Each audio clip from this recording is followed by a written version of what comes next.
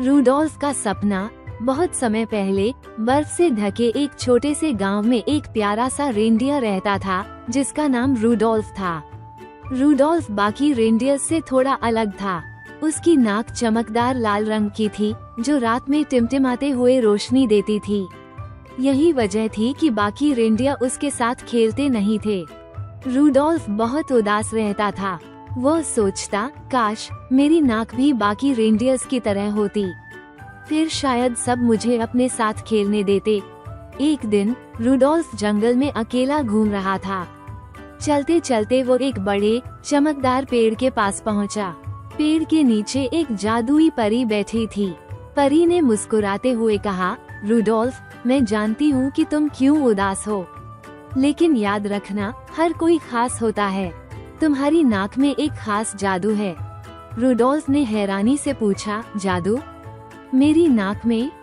परी ने कहा, हाँ, जब समय आएगा तुम्हारी नाक का जादू सबके काम आएगा। रूडोल्फ को परी की बात समझ में नहीं आई, लेकिन वो थोड़ा खुश हो गया। उसने सोचा, अगर मेरी नाक सच में जादुई है तो एक दिन यह मुझे खुश कर देगी। कुछ दिनों बाद क्रिसमस की रात आई। पूरा गांव खुशी से झूम रहा था। सांता क्लॉस अपने स्लेज पर तोहफे लेकर बच्चों को देने जा रहे थे, लेकिन अचानक आसमान में घना कोहरा छा गया। सांता के रेनडियर्स को रास्ता नहीं दिख रहा था।